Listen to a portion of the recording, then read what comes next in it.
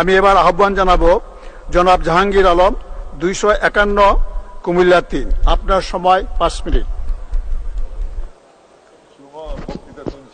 ধন্যবাদ মাননীয় স্পিকার।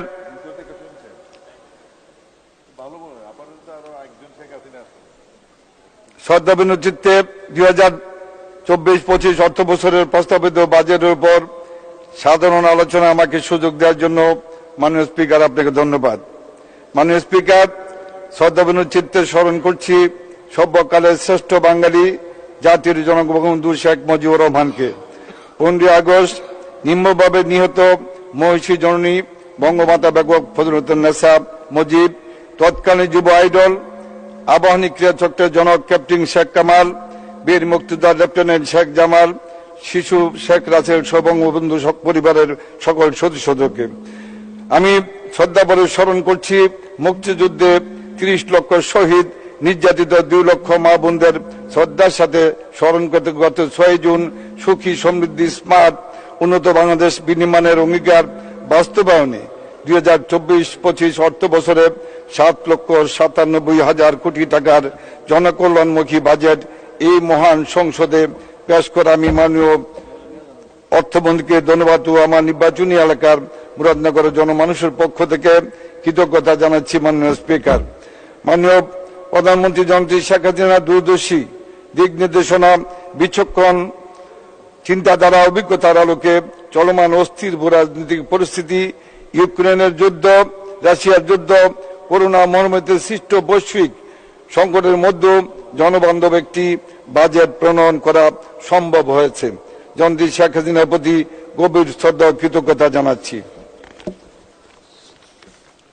মাননীয় স্পিকার, সড়ক পরিবহন ও সেতু মন্ত্রণালয়ের সম্মিলিত স্থায়ী কমিটির মতো একটি অত্যন্ত গুরুত্বপূর্ণ কমিটির সদস্য হিসেবে আমাকে দায়িত্ব পালনের সুযোগ দান করায় আমি মাননীয় প্রধানমন্ত্রীর প্রতি আন্তরিক কৃতজ্ঞতা জানিয়ে বাজেটের যোগাযোগ বিভাগের বরাদ্দ না কমিয়ে বরং বৃদ্ধি করার জন্য আমি অনুরোধ করছি। কারণ যোগাযোগ ব্যবস্থায় অভূতপূর্ব উন্নয়নের কারণেই দেশটা আজ মধ্যমায়ের দেশে রূপান্তরিত হয়েছে, উন্নয়নের মহাসড়িত উন্নত হতে পেরেছে। মাননীয় স্পিকার, যোগাযোগ ব্যবস্থার উন্নয়নের কারণেই জননেত্রী শেখ হাসিনা সারা বিশ্বে ব্যাপকভাবে আলোচিত হয়েছেন। অভূতপূর্ব উন্নয়নে বিশেষ ভূমিকা রাখায় আমাদের প্রিয় শ্রদ্ধাভাজন জননেতা ওবায়দুল কাদের ভাইয়ের প্রতি বিশেষ কৃতজ্ঞতা জানাচ্ছি।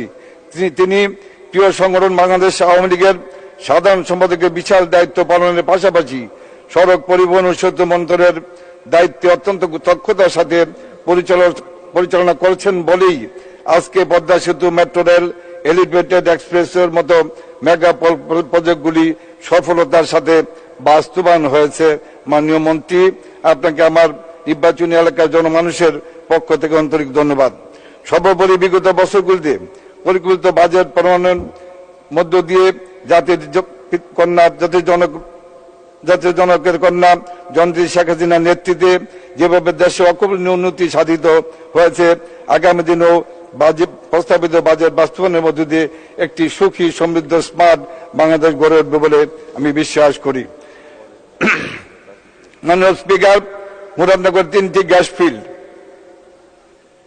দীর্ঘদিন এই 40 বছর এই গ্যাস ফিল্ড হতে উৎপাদিত গ্যাস চট্টগ্রাম বিভাগে সরকারি কাজে ব্যবহার হচ্ছে। মাননীয় স্পিকার, আজকে মুরাদনগরের মানুষ প্রত্যাশা করছে, মুরাদনগরের 40 বছরের গ্যাস বাইরে যাচ্ছে, মুরাদনগরের মানুষ তার কোনো বেনিফিট পাচ্ছে না। মাননীয় স্পিকার, মুরাদনগরের মানুষ চায় যদি আজকে গ্যাস ঘরে ঘরে দেওয়ার জন্য যদি কোনো কারণে সরকারি কোনো বাধ্যবাধকতার কারণে যদি গ্যাস দেওয়া সম্ভব না হয়, এখানে একটি অর্থনৈতিক শিল্পাঞ্চল গড়ে তোলা, এক্সপোর্ট প্রসেসিং জোন গড়ে তোলার জন্য মুরাদনগরের মানুষের আকুল আবেদন। মাননীয় স্পিকার, মাননীয় প্রধানমন্ত্রী সদয় দৃষ্টি আকর্ষণ করছে এই বিষয়ে। মাননীয় স্পিকার, আমার নির্বাচনী এলাকার জাহাপুর ইউনিয়নে প্রায় 3000 বিঘা জমি অস্থায়ী জলবদ্ধতার কারণে প্রায় 30 বছর অনাবধি হয়ে পড়ে আছে। গত অধিবেশন আমি মাননীয় পানি সম্পদ মন্ত্রী সদয় দৃষ্টি আকর্ষণ করলেও এই বিষয়ে অদ্যাবধি কোনো উদ্যোগ গ্রহণ করা হয়নি। মাননীয় প্রধানমন্ত্রী দেশের 1 ইঞ্চি জায়গাও অনাবধি না রাখার নির্দেশনা দিয়ে নিজ আঙ্গিনা বাড়ির ছাদে সবজি চাষে উৎসাহিত করেছেন। অথচ আমার নির্বাচনী এলাকায় 3000 মাননীয় সদস্য, আপনার নির্ধারিত সময় শেষ। ওকে, 2 মিনিটে শেষ করবেন, অনুগ্রহ করে 2 মিনিটে শেষ করেন। 40 বছর পর এই মহান জাতীয় সংসদে কথা বলার সুযোগ পেয়েছি। মাননীয় স্পিকার, দয়া করে আমাকে 2-3 মিনিট সময় দিবেন। মিনিট অতিরিক্ত সময় দেওয়া হলো। থ্যাংক ইউ মাননীয় স্পিকার। একটা বর্তমান প্রেক্ষাপটে মেনে নেওয়া যায় না মাননীয় স্পিকার। এই বিষয়ে দ্রুত ব্যবস্থা গ্রহণের জন্য আমি মাননীয় প্রধানমন্ত্রীর সদয় দৃষ্টি আকর্ষণ করছি। মাননীয় স্পিকার, আমার উপজেলা 22টি ইউনিয়নে গঠিত। মুরাদনগরের এই 22টি ইউনিয়নের প্রায় 8 লক্ষ মানুষ। একটি উপজেলা দিয়ে এই প্রশাসন চলতে পারে না, মানুষ তার সেবা পায় না।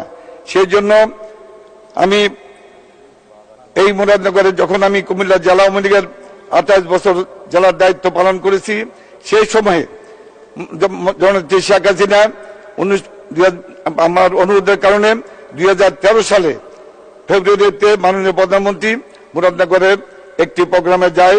সেখানে মাননীয় প্রধানমন্ত্রীর কাছে আমাদের মুরাদনগর এলাকার মানুষ অনুরোধ জানালে ওখানে একটি নতুন থানা দিয়ে আসেন।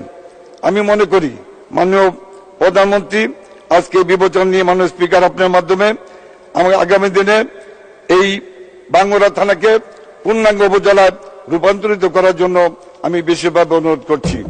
মাননীয় স্পিকার, সরকারি বিভিন্ন দপ্তরে চাকরির বিজ্ঞপ্তি দেওয়া হলে বাংলাদেশ ছাত্রলীগ যুবলীগের কর্মীরা স্বপ্ন দেখে তাদের সরকারি চাকরি হবে, কিন্তু অত্যন্ত দুঃখজনক এই উদ্যোগের বিষয় যে তারা লিখিত পরীক্ষা উত্তীর্ণ হলেও সংসদ সদস্যরা বিবেচনার জন্য সংশ্লিষ্ট দপ্তরে সুপারিশ পাঠালেও তাদের চাকরি না হয়ে বিপুল সংখ্যক চিহ্নিত স্বাধীনতা বিরোধী শক্তি বিএনপি জামাতের লোকজনরা চাকরি হয়, কিন্তু আমাদের নেতা কর্মীদের চাকরি হয় না। মাননীয় সদস্য, শেষ করুন, 1 মিনিটের মধ্যে শেষ করুন। মাননীয় স্পিকার, আমাদের প্রত্যাশার বাজিকর জননেত্রী শেখ হাসিনা গত 15 বছর মমতা মায়ের স্নেহে দেশটাকে আগলে রেখেছেন। মহান রাব্বুল আলামিন পবিত্র কোরআনের সূরা ইউসুফের 90 নম্বর আয়াতে বলেছেন, ইন্নাল্লাহ ইউদিহু আজরা আল মুহসিন, এবং অন্যান্য একটি আয়াতে বলেছেন, লাইসিল ইনসানু ইলা মাসাআলা। বাংলা অর্থ বুঝায় সৎকর্ম পরিশ্রমের পুরস্কার মহান রাব্বুল আলামিন দিয়ে থাকেন। জাতির পিতার কন্যা সততা ও দিন রাত অমানবিক পরিশ্রমের পুরস্কার স্বরূপ মহান আল্লাহ আমাদের দেশটাকে শকুনের হাত থেকে রক্ষা করে উন্নয়নের শিখরে নিয়ে যেতে সাহায্য করেছেন। অথচ সেই নেত্রীকে সরাতে দেশটাকে অচল করতে আজও ষড়যন্ত্র চালিয়ে যাচ্ছে মোস্তাক জিয়ার দোসররা। প্রিয় নেত্রীকে তাই বলতে চাই, আমরা সতর্ক আছি, রাজপথে সক্রিয় আছি। ধন্যবাদ, ধন্যবাদ মাননীয় সদস্য, আপনাকে অসংখ্য ধন্যবাদ। আপনার